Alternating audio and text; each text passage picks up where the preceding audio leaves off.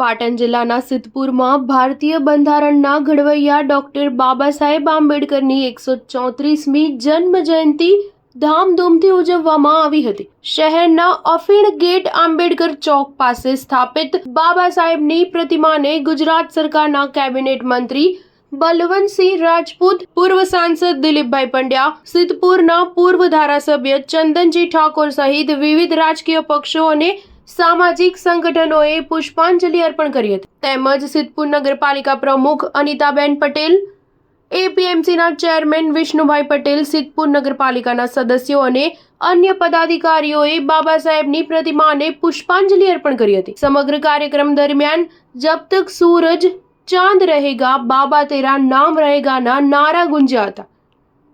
Doctor Baba Saheb આંબેડકરની 134મી જન્મ જયંતિ નિમિત્તે સિદ્ધપુર શહેરના રેલવે સ્ટેશન વિસ્તારમાં સમસ્યા નિવારણ મંચ દ્વારા અંકુરભાઈ મારફતિયાના સહયોગથી જનતાને મિનરલ ઠંડુ પાણી મળી રહે તે આશયથી કેબિનેટ મંત્રી બલવંતસિંહ રાજપૂત દ્વારા ઠંડા મિનરલ પાણીની પરબ ખુલ્લી મૂકવામાં આવી તેમજ ઠંડી છાશનું વિતરણ કરવામાં આવ્યું અને સિદ્ધપુર સિવિલ હોસ્પિટલ બ્લડ બેંકના સહયોગથી બ્લડ ડોનેશન કેમ્પનું આયોજન કરવામાં આવ્યું હતું। Star news 7 Siddhpur.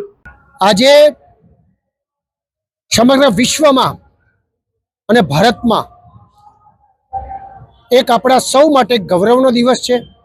એટલા માટે કે આદરણીય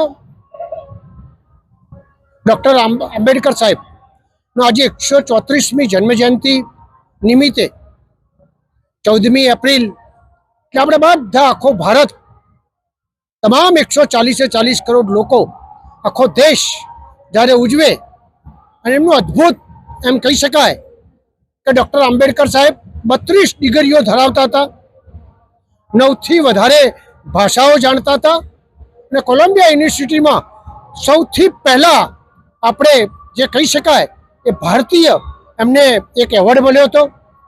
બાબા સાહેબ માટે એમને સખત જીવનની અંદર મહેનત કરી, એના કારણે આજે ભારત એકમેક રહ્યું। આજે 75 વર્ષ થયા, ભારતની પ્રગતિમાં સૌથી મોટું કોઈનું યોગદાન હોય તો ભીમરાવ ડૉક્ટર આંબેડકર સાહેબનું રહ્યું છે અને હંમેશા એમને જે કરેલા કાર્યો એનાથી આજે દેશ 21મી સદીમાં ભારત 5મી મહાસત્તા પર પહોંચ્યો છે। આવનાર સમયમાં વિશ્વગુરુ બનવાનો છે, ત્રીજી મહાસત્તા બનવાની છે। એનો કોઈ શ્રેય જાય તો આજે ડૉક્ટર આંબેડકર સાહેબને જાય છે। ડૉક્ટર આંબેડકર સાહેબ કહેતા કે એમને એક સૂત્ર હતું અને એમ કહેતા શિક્ષિત બનો, સંગઠિત બનો અને સંગ્રહ કરવો પડે તો આગળ ચોક્કસપણે કરો।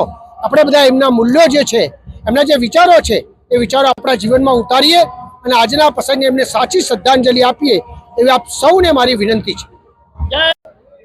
દેશના અને ભારત દેશના બંધારણના ઘડવૈયા ની આજે જન્મજયંતિ આ દેશની અંદર બંધારણનો જેને દરજ્જો આપ્યો અને દરજ્જાના ભાગરૂપે આજે સમગ્ર દેશ એનો ભાગ ઉજવી રહ્યો છે। આજે જન્મજયંતિ નિમિત્તે તમામ દેશવાસીઓને ખૂબ શુભકામનાઓ પાઠવું છું।